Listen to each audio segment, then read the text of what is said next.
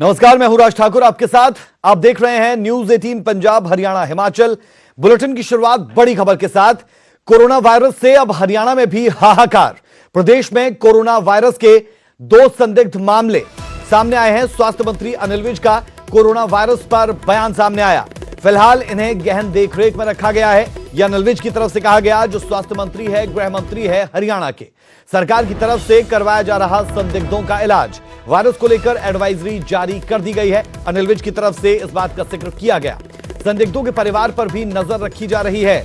हरियाणा में इस महीने चीन से 5 लोग आए हैं। विज की तरफ से कहा गया कि हरियाणा में इस महीने चीन से 5 लोग आए हैं, तो लाजमी तौर पर कोरोना वायरस को लेकर सरकार पूरे तरीके से सीरियस मोड में नजर आ रही है और जो भी ऐसे संदिग्ध मामले हैं उनकी देखरेख प्रॉपर तरीके से की जा रही है। यह कहा जा सकता है अनिल विज की तरफ से यह बयान सामने आया कोरोना वायरस को लेकर ऐसे वक्त में जब चीन में 100 लोगों से ज्यादा की मौत हो चुकी है और जो लोग चीन से हिंदुस्तान आ रहे हैं, अगर उन्हें ऐसी समस्याएं तो उनके इलाज के लिए प्रॉपर देखरेख हो, यह बेहद जरूरी।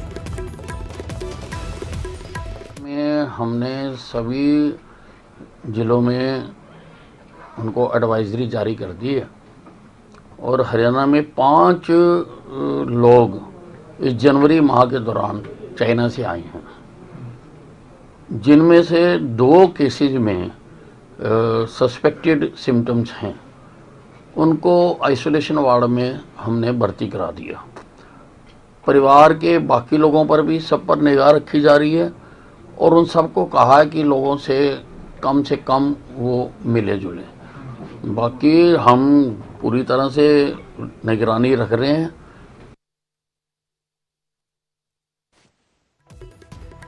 चलिए रुक कर लेते हैं चंडीगढ़ से संवाददाता अंकित दुदानी का।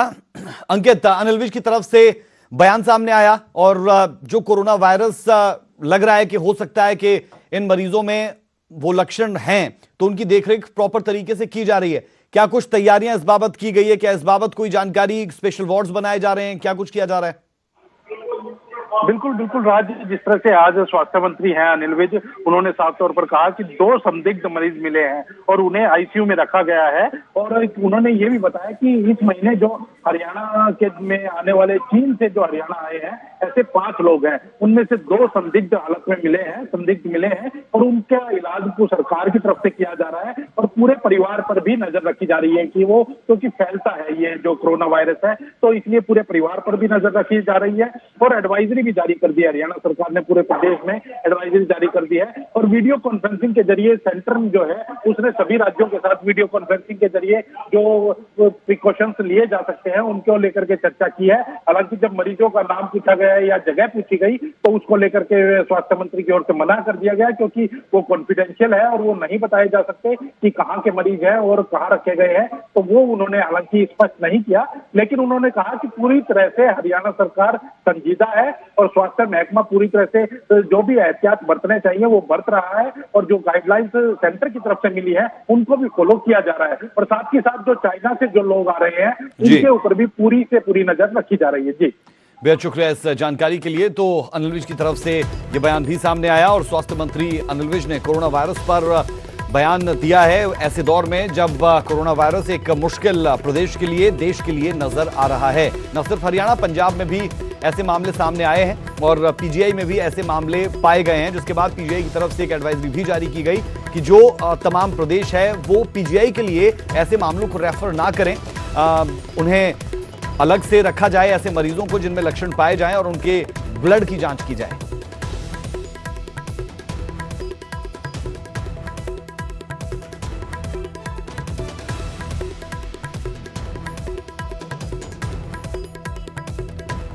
तो फिलहाल इन्हें गहन देखरेख में रखा जा रहा है। अनिल विज की तरफ से इस बात का जिक्र किया जा रहा है। बड़ी खबर हम आपको बता दें, वायरस को लेकर एडवाइजरी जारी कर दी गई है। अनिल विज की तरफ से यह कहा गया है।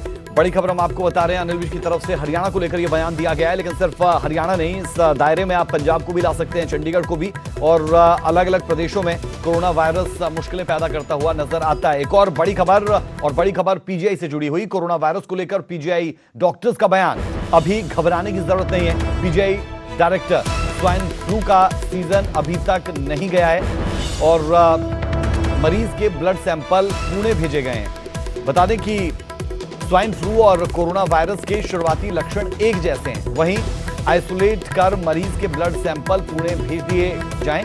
संदिग्ध मामला आए तो पीजीआई रेफर ना किया जाए। कोरोना वायरस को लेकर पीजीआई ने पड़ोसी राज्यों को पत्र लिखा है, जिसका जिक्र हमने पहले भी किया।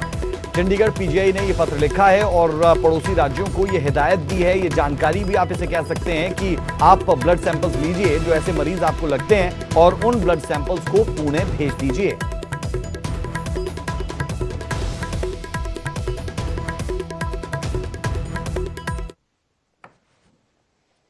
पास प्रिपरेशन है आइसोलेशन की। दूसरा प्रिकॉशन हमने ये भी किया है कि हमने जो स्टेट के सेक्रेटरी है, जैसे पंजाब के चीफ सेक्रेटरी है, हरियाणा के चीफ सेक्रेटरी है, हिमाचल के चीफ सेक्रेटरी है, चंडीगढ़ के एडवाइज़र है, कल हमने उनको लेटर लिखा है जिसमें कि कहा गया है कि अगर कोई पेशेंट ऐसा है जिसका ट्रेवल हिस्ट्री चाइना का है तो उसको आप पीजीआई रेफर ना करें, उसको वहीं पे आइसोलेशन में दाखिल करवाएं, क्योंकि आइसोलेशन तो सारी स्टेट में है। और दाखिल होने के बाद में उसका जो स्वैब या ब्लड है उसको national institute of virology Pune भेजें। और क्योंकि यहाँ पे अगर सारे स्टेट के सारे पेशेंट यहीं आएंगे तो यहाँ तो पैनिक हो जाएगा। कोरोना वायरस सी फूड से जुड़ा है। वायरस की शुरुआत चाइना के हुबेई प्रांत से हुई। बता दें, वुहान शहर के एक सी फूड बाजार से वायरस फैलना शुरू हुआ। कोरोना वायरस न केवल इंसानों बल्कि जानवरों को भी शिकार बना रहा है।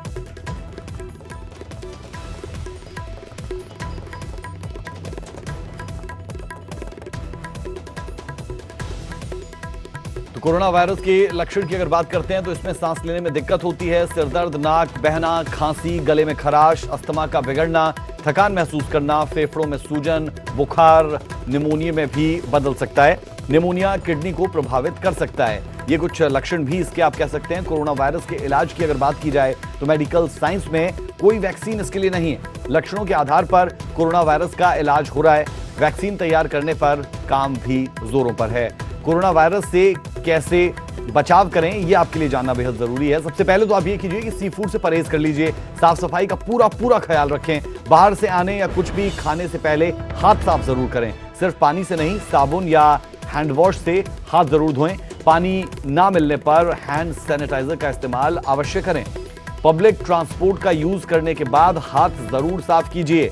बीमार लोगों की देखभाल के दौरान अपनी भी सुरक्षा का ख्याल अवश्य रखें। इस दौरान अपनी नाक और मुंह को कवर कर लें। बीमार शख्स के बर्तन और कपड़ों के इस्तेमाल से जितना हो सके उतना बचें।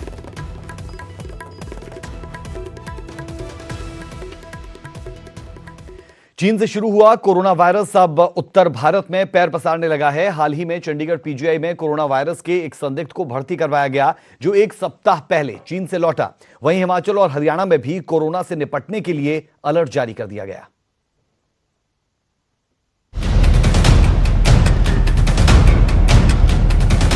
कोरोना वायरस, जिसकी शुरुआत चाइना के हुबेई प्रांत से हुई। वुहान शहर के एक सी फूड बाजार से वायरस फैलना शुरू हुआ और इसकी वजह से चीन में अब तक 100 से ज्यादा लोगों की मौत हो चुकी है। सिर्फ इतना ही नहीं, ये खतरनाक वायरस इंसानों के साथ साथ पशुओं को भी अपना शिकार बना रहा है और अब इसने हिंदुस्तान में भी दस्तक दी है। हाल ही में चंडीगढ़ पीजीआई में कोरोना वायरस के पीड़ित एक संदिग्ध मरीज को भर्ती करवाया गया है, जो एक सप्ताह पहले चीन से लौटा है। हालांकि अभी सैंपल जांच के लिए भेजे गए हैं, लेकिन पीजीआई में एहतियात के तौर पर मरीज को आइसोलेट करके रखा गया है, ताकि किसी भी तरीके से दूसरे मरीज इस वायरस के संपर्क में न आए। इसके साथ ही चंडीगढ़ पीजीआई ने आसपास के राज्यों को पत्र लिखकर संदिग्ध मरीजों को सीधे पीजीआई रेफर न करने और सैंपल लेने की सलाह दी है। सिर्फ इतना ही नहीं, पंजाब के मुख्यमंत्री कैप्टन अमरिंदर सिंह ने आदेश दिए हैं कि चीन से मोहाली एयरपोर्ट पर आने वाले हर मरीज की एयरपोर्ट पर ही जांच की जाए। उधर हिमाचल और हरियाणा में भी कोरोना वायरस से निपटने के लिए तैयारी शुरू कर दी गई है। हिमाचल में वायरस को लेकर अलर्ट जारी कर दिया गया है। एहतियात के तौर पर कांगड़ा के 3 प्रमुख अस्पताल, धर्मशाला, टांडा और पालमपुर में कफ कॉर्नर्स स्थापित किए गए हैं। सिर्फ इतना ही नहीं, सरकार ने भी स्वास्थ्य विभाग को इस संबंध में एडवाइजरी जारी कर दी है। अगर अस्पताल में हमारे पास कोई ऐसा मरीज आएगा तो उसको आइसोलेशन में रखेंगे और यूनिवर्सल प्रिकॉशन जो किसी भी अन्य इन्फेक्टिव बीमारी जैसे अन्य वायरल डिजीज़ होती हैं जैसे स्वाइन फ्लू हो गया, अन्य जो छींकना खांसने से जो बीमारियां फैलती हैं उनके लिए जो प्रिकॉशन लिए जाने चाहिए वो सब लिए जा रहे हैं। जैसे हैंड सैनिटाइज़र का इस्तेमाल करें, साबुन पानी से हाथ को धोएं और मास्क का इस्तेमाल करें। कोरोना वायरस के लक्षण को समझकर तुरंत जांच करवाना भी बेहद जरूरी है। हालांकि इस वायरस के लक्षण बेहद आम और सामान्य है, जैसे सांस लेने में दिक्कत होती है, सिर दर्द, नाक बहना, खांसी, गले में खराश और अस्थमा का बिगड़ना, थकान महसूस करना, फेफड़ों में सूजन, बुखार जो निमोनिया में बदल सकता है और निमोनिया किडनी को प्रभावित कर सकता है। लेकिन परेशानी की बात यह है कि मेडिकल साइंस में इस बीमारी का कोई वैक्सीन तैयार नहीं किया गया। सिर्फ लक्षणों के आधार पर कोरोना वायरस का इलाज हो रहा है और वैक्सीन तैयार करने पर अभी काम चल रहा है, जिसकी वजह से डॉक्टरों की तरफ से साफ सफाई का खास ध्यान रखने की हिदायत दी गई है। कोरोना वायरस को लेकर हिमाचल प्रदेश सरकार ने हिमाचल में अलर्ट जारी कर दिया है, क्योंकि उत्तरी भारत में कोरोना वायरस के कुछ मामले सामने आए हैं। बात अगर हम करें आईजीएमसी की, तो यहाँ पर प्रशासन की तरफ से जो तैयारियां हैं वो कर ली गई है। जो ई ब्लॉक है यहाँ पर आइसोलेशन वार्ड बना दिया गया है। अगर हिमाचल में कुछ इस तरह के जो मामले हैं कोरोना वायरस के सामने आते हैं तो उनके लिए यहाँ पर अलग से ही वार्ड रखा गया है। इसके अलावा प्रशासन की तरफ से निर्देश जारी किए गए हैं लोगों के लिए भी कि अगर उन्हें इस तरह की कोई शिकायत होती है, सर्दी जुकाम या फिर खांसी की अगर कुछ भी शिकायत होती है, तुरंत अपने नज़दीकी अस्पतालों में जाए और अपना इलाज ज़रूर करवाए। कैमरा पर्सन दीपक राणा के साथ मैं Reshma Kashyap, news 18 Shimla. Khalistan liberation force यानी केएलएफ के टॉप लीडर हैप्पी पीएचडी को पाकिस्तान में मौत के घाट उतार दिया गया। पाकिस्तान के लोकल गैंग ने ड्रग तस्करी के विवाद में लाहौर के करीब उसकी हत्या कर दी।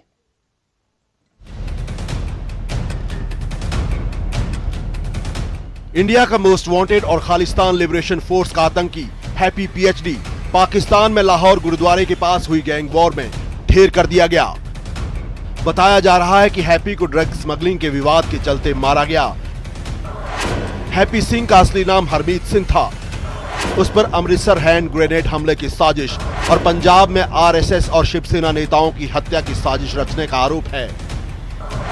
इसके अलावा वो पाकिस्तान में बैठकर भारत में ड्रग सप्लाई और खालिस्तान समर्थक आतंकियों के स्लीपर सेल और टेरर मॉड्यूल खड़े करने की भी साजिश रच रहा था। लेकिन हैप्पी का परिवार ये हरगिज मानने को तैयार नहीं कि हैप्पी देशद्रोह की इतनी संगीन वारदातों में शामिल था। हैप्पी के माँ बाप का कहना है कि उन्हें नहीं पता कि वो पाकिस्तान कैसे गया। गलत है ही नहीं सी संगत गलत होंदी ते असीं कहंदे संगत कहना जिहड़ा बंदा बच्चा फर्स्ट क्लास से उन्हें दोनों एमए कीतियां, साइकोलॉजी दी कीती, रिलीजियस दी कीती, पीएचडी कीती, ने यूजीसी क्लियर कीती, जेआरएफ क्लियर कीती, स्कॉलरशिप लैंदा वैसी किहड़े मेरे मुंडे नूं वरगा के लै गए। मैनूं सानू नहीं समझ आउंदी। यूजीसी क्लियर करनी, जेआरएफ क्लियर खाला जी दा फाड़ा नहीं हैगा जिहड़े मेरे मुंडे ने कीता। सर्टिफिकेट मेरे मुंडे दे डिग्रियां सारियां सीगियां। यूनिवर्सिटी जाके तुसीं चलो बद्धो, साडे कोल तां नहीं यकीन, तुसीं यूनिवर्सिटी जाके लै लो ओहदी रिलीजियस डिपार्टमेंट चो तुहानूं उत्थों पता लग जाऊगा। ओहदी एक तस्वीर भी जिहड़ी सोशल मीडिया ते वायरल हो रही है, डिग्री लैंदे दी यूनिवर्सिटी दे विच। हाँ जी, नहीं यूनिवर्सिटी डिग्री नहीं, उदों एमए कीती सी। उदों यूनिवर्सिटी डिग्री, जदों यूनिवर्सिटी एमए दी डिग्री लित्ती है ना, ओहदी वायरल होई सी फोटो। यही सब तो वड्डी जिहड़ा सवाल ही यही है कि एक पढ़िया लिखिया नौजवान पीएचडी कीती जिने और उम्र भी कोई बहुती ज़्यादा नहीं, फिर वो पाकिस्तान पहुंच जाता और परिवार नूं उन्होंने सीबीआई वाले ने दस्सिया सीगा 18 सितंबर च विच पाकिस्तान। असीं कहा सानू की पता, साडा तां सानू कोई जदों पता ही नहीं ते कित्थे है ते कित्थे नहीं, असीं की कह सकदे जदों साडे नाल ताल्लुकात ही नहीं हैगे, ना भैन ना साडे नाल। कदों दी कोई गलत नहीं सी। मैं तो आख्या धार्मिक ख्यालों का हैगा सी, रहम दिल हैगा सी। वो हो सकता भी धार्मिक का ਉਹਦੇ ਤੇ ਅਸਰ ਪਿਆ ਹੋਵੇ। ਉਹ ਜਦੋਂ ਚਲੇ ਗਿਆ ਸੀ ਉਹ ਰਾਮ ਸਾਨੂੰ ਬਹੁਤ ਦੁੱਖ ਹੋਇਆ, ਪਰ ਹੁਣ ਕਰ ਕੀ ਸਕਦੇ ਆ। ਧਾਰਮਿਕ ਖਿਆਲਾਂ ਦਾ ਹੀ ਰਹਿਮ ਦਿਲ ਸੀ ਕਿ ਇਹਨਾਂ ਗਤੀਵਿਧੀਆਂ ਵਿੱਚ ਸਾਨੂੰ ਅਖਬਾਰਾਂ ਤੋਂ ਪਤਾ ਲੱਗਦਾ ਰਿਹਾ, ਸਾਡੇ ਹੁੰਦੇ ਉਹਦੇ ਕੁਝ ਨਹੀਂ ਕੀਤਾ ਜਿੰਨੀ ਦੇ ਸਾਡੇ ਕੋਲ ਰਿਹਾ। ਤੇ ਤੁਹਾਨੂੰ ਇਹ ਕਦੋਂ ਪਤਾ ਲੱਗਾ ਹੈ ਕਿ ਉਹ ਪਾਕਿਸਤਾਨ ਦੇ ਵਿੱਚ ਪਹੁੰਚ ਚੁੱਕਾ ਹੈ? ਅਖਬਾਰ 'ਚੋਂ ਖਬਰ ਪੜੀ। ਖਬਰ ਅਖਬਾਰ 'ਚ ਬੜੀ ਸੀ ਪਾਕਿਸਤਾਨ 'ਚ ਹੈਗਾ ਤੇ ਜਾਂ ਉਹ ਸਾਡੇ ਕੋਲੋਂ ਆਏ ਸੀ ਪੁਲਿਸ ਵਾਲੇ, ਉਹਨਾਂ ਦੱਸਿਆ ਸੀ ਆ ਕੇ CBI ਵਾਲੇ ਆਏ ਸੀ ਜਿਹੜੇ INA वाले गए। हैप्पी PhD का परिवार अमृतसर के कबीर पार्क इलाके में रहता है। हैप्पी की एक बहन है जो गुरदासपुर में रहती है। माता पिता दोनों सरकारी अध्यापक थे। इनका कहना है कि वो नहीं जानते कि उनका बेटा इस रास्ते पर कैसे चल पड़ा, लेकिन बेटा होने के नाते उनसे अंतिम संस्कार का अधिकार न छीना जाए। ਮਾਤਾ ਜੀ ਨੇ ਵੀ ਦੱਸਿਆ ਕਿ 12 ਸਾਲ ਤੋਂ ਕੋਈ ਸੰਪਰਕ ਨਹੀਂ ਤੁਸੀਂ ਉਹਦੇ ਨਾਲ ਕੀਤਾ, ਨਾ ਉਹਨੇ ਕਦੀ ਸੰਪਰਕ ਕਰਨ ਦੀ ਕੋਸ਼ਿਸ਼ ਕੀਤੀ। ਹੁਣ ਜਿਸ ਤਰੀਕੇ ਦੇ ਨਾਲ ਹਰ ਮਾਤਾ ਪਿਤਾ ਨੂੰ ਹੁੰਦਾ ਕਿ ਉਹਨਾਂ ਦਾ ਜਿਹੜਾ ਬੱਚਾ ਉਹਨਾਂ ਦੇ ਕੋਲ ਰਵੇ, ਹੁਣ ਉੱਥੇ ਇੱਕ ਇਹ ਵੀ ਗੱਲ ਸਾਹਮਣੇ ਆ ਰਹੀ ਹੈ ਕਿ ਉੱਥੋਂ ਦੇ ਜਿਹੜਾ ਸਿੱਖ ਭਾਈਚਾਰਾ ਉਹਨਾਂ ਨੇ ਬੋਡੀ ਮੰਗਣ ਦੀ ਕੋਸ਼ਿਸ਼ ਕੀਤੀ ਪਰ ਪ੍ਰਸ਼ਾਸਨ ਨੇ ਮਨਾ ਕੀਤਾ। ਤੇ ਤੁਸੀਂ ਕੀ ਸਰਕਾਰ ਨੂੰ ਅਪੀਲ ਕਰੋਗੇ ਕਿ ਉਸ ਦੀ ਜਿਹੜੀ ਬੋਡੀ ਹੈ ਉਹ ਭੇਜੀ ਜਾਵੇ ਇੰਡੀਆ ਜਾਂ ਤੁਹਾਡੇ ਪਰਿਵਾਰ ਕੋਲ? ਅਸੀਂ ਕਹਿੰਦੇ ਵੀ ਉਹਦੀ ਬੋਡੀ ਇੱਥੇ ਭੇਜੀ ਜਾਵੇ। ਤੁਸੀਂ ਸਰਕਾਰ ਨੂੰ ਕੀ ਕਹਿਣਾ ਚਾਹੋਗੇ? ਉਹਦੀ ਜਿਹੜੀ ਬੋਡੀ ਹੈ ਤੁਸੀਂ ਕਹੋਗੇ ਵੀ ਉਹ ਇੱਥੇ ਭੇਜੀ ਜਾਵੇ ਇੰਡੀਆ? ਦੇ ਦੇਣਗੇ ਤੇ ਬਾਬਾ ਜੀ ਨਹੀਂ ਦੇਣਗੇ ਤੇ ਅਸੀਂ ਕੀ ਕਰ ਲਾਂਗੇ? ਅਸੀਂ ਕਿਹੜਾ ਵੇਖੇ 12 ਸਾਲ ਹੋ ਗਏ ਸੀ ਧੱਕੇ ਖਾਣ ਰਹੇ ਆ। ਦੋਨੋਂ ਜਿਹੜੇ ਬੁੱਢੇ ਤੁਹਾਨੂੰ ਦਿਸਦਾ ਹੀ ਪਿਆ 71 ਸਾਲ ਦੇ ਅਸੀਂ ਹੋ ਗਏ, ਅਸੀਂ ਕਿੱਥੇ ਜਾਣਾ ਸੀਗਾ। हैप्पी के पास PhD की डिग्री थी और इसीलिए उसका नाम हैप्पी PhD पड़ा था। वो कई सालों से पाकिस्तान में रह रहा था और इंटरपोल ने उसके खिलाफ रेड कॉर्नर नोटिस भी जारी किया था। हरमीत सिंह PhD की पाकिस्तान में हत्या होना उन खालिस्तानी आतंकियों के लिए खतरे की घंटी है जो पाकिस्तान में ISI की शय पर पिछले कई सालों से भारत के खिलाफ आतंकी साजिश रच रहे हैं और पाकिस्तान को अपना मददगार और हिमायती मानते हैं। अब उन्हें भी समझ जाना चाहिए कि ISI सिर्फ उनका इस्तेमाल कर रही है। अमृतसर से राजीव शर्मा के साथ पंकज कपाही, न्यूज़ 18। पंचकुला में जाट आरक्षण आंदोलन के आरोपियों के आपसी झगड़े के मामले में यशपाल मलिक के करीबी अशोक बलहारा पर मारपीट करने का आरोप है। लेकिन अब अशोक बलहारा ने अपनी सफाई देते हुए मारपीट में शामिल लोगों पर कई गंभीर आरोप लगाए। बलहारा के मुताबिक कैप्टन अभिमन्यु के आवास पर आगजनी के कई आरोपी उनसे पैसा मांग रहे हैं, उन पर चंदा चोरी का आरोप लगा रहे हैं, जबकि उन्हें जो भी पैसा दिया गया उसका उनके पास पूरा रिकॉर्ड मौजूद है। बलहारा के मुताबिक महज पैसों के मसले को लेकर उन पर और यशपाल मलिक पर पहले भी हमला हो चुका है।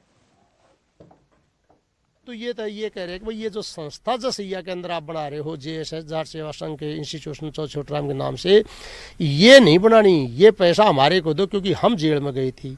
फिर हमने लोगों से भी पूछताछ की, भाई लोग किस तरह सलाह करके सभी लोगों का एक मत था कि हमने जो पैसा दिया है वो केवल उस टाइम धरने चलाने के लिए, चाहे जून का धरना 2016 का था, चाहे जनवरी 17 के धरने थे, बड़े धरने, वह जो पैसा आया है वो सारे खाने के लिए, लंगर चलाने के लिए पैसा आया था।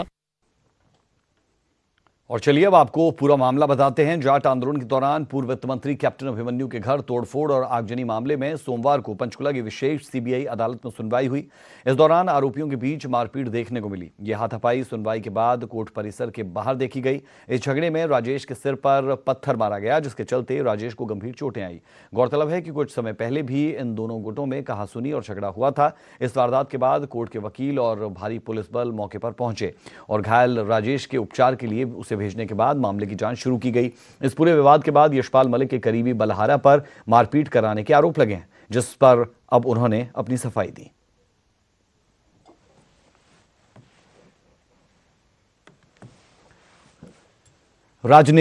राजनेता अक्सर ऐसी बयानबाजी कर देते हैं जो कई विवादों को जन्म देती है।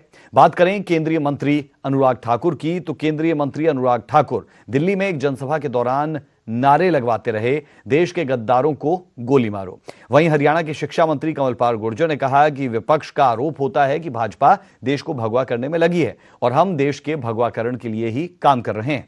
हालांकि अनुराग ठाकुर से विवादित भाषण पर चुनाव और अब इस विवादित भाषण के बाद दिल्ली के मुख्य चुनाव अधिकारी के कार्यालय ने उत्तर पश्चिम जिले के चुनाव अधिकारी से एक रिपोर्ट मांगी है।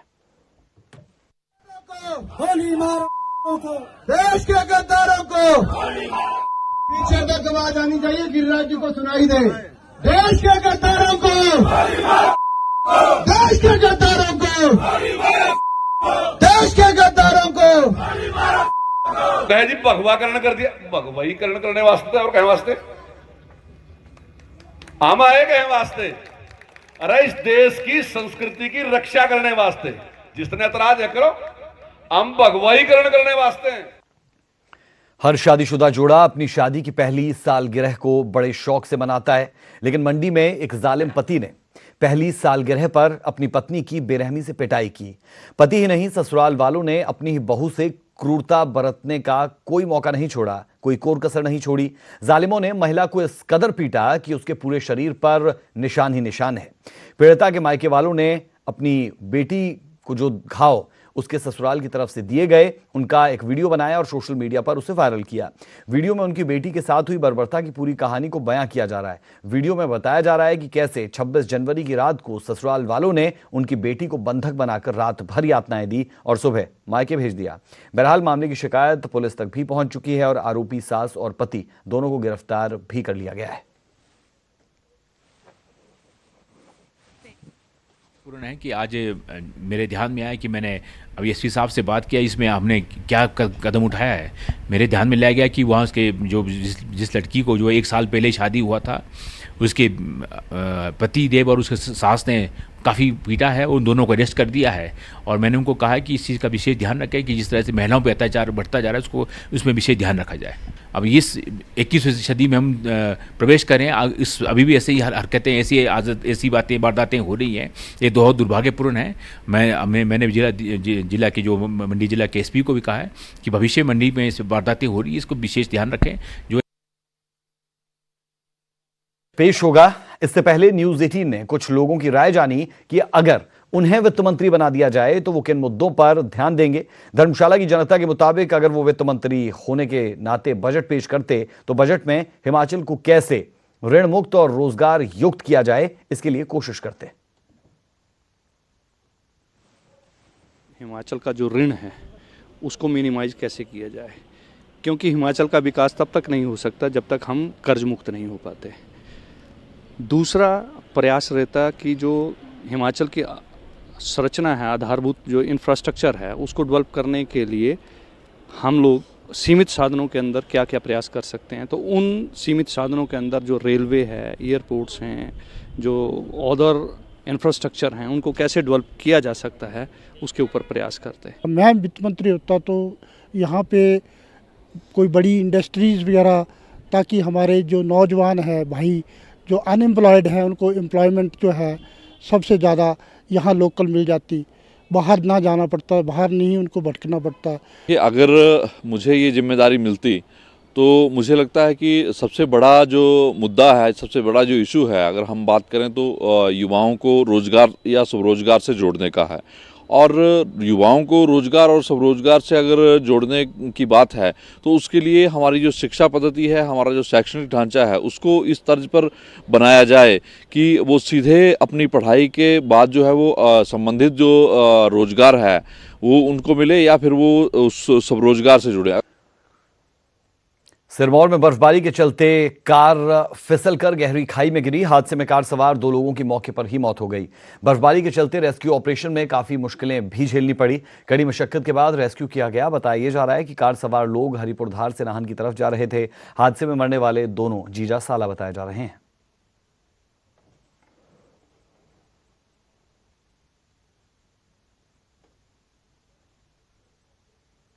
इस पूरे मामले में साफ तौर पे कहा जा रहा है कि जहां पे ये एक्सीडेंट स्पॉट है वो मालेगांव सिटी से तकरीबन 50 से 60 किलोमीटर दूर है और यही कोशिश की जा रही है कि प्रशासन वहां पे जल्द से जल्द पहुंचे और कोशिश की जा रही है कि जो लोग अंदर बस में फंसे हुए हैं उन्हें जल्द से बाहर निकाला जाए। लेकिन सबसे जो राहत बात है कि जो गाँव वाले हैं वहाँ पे तकरीबन पूरा गाँव वहाँ पे पहुंच चुका है। वो अपनी तरफ से जो भी उनके पास अरेंजमेंट है, जहाँ हम रस्सी की बात करें, जहाँ या फिर कपड़े की मदद से वो लोग कोशिश करें कि जो लोग अंदर फंसे हुए हैं उन्हें किसी साथ में बाहर निकाला जाए। क्योंकि बस की जो स्थिति है आप साफ तौर पर देख सकते हैं, बस की स्थिति जो पूरी वर्टिकल है, यानी कि सीधी बस जो है वो कुएं में गिरी हुई है। जो लोग अंदर फंसे हुए हैं उन्हें ऊपर तक, यानी बस के जो ऊपरी हिस्सा होता है वहां तक आने में काफी ज्यादा मुश्किल हो रही है। हालांकि गांव वाले अंदर रस्सी फेंक कर कोशिश करें कि जो लोग अंदर फंसे उन्हें जल्द से बाहर निकाला जाए। लेकिन उसमें कुछ बच्चे भी शामिल हैं, कुछ बुजुर्ग भी जो सीनियर सिटीजन है वो भी उस बस में फंसे हुए हैं। तो यही कोशिश की जा रही है कि प्रशासन की जो है वो वहाँ पे जल्द से जल्द पहुंचे ताकि बस में जो लोग फंसे हुए हैं जल्दी कोशिश की जा रही है कि निकाला जाए। लेकिन गाँव वाले भी अपनी तरफ से पूरी कोशिश कर रहे हैं कि जो लोग अंदर फंसे हुए उन्हें भी सुरक्षित बाहर निकाला जाए। तो ये 2 तस्वीरें, दरअसल ये हादसा हुआ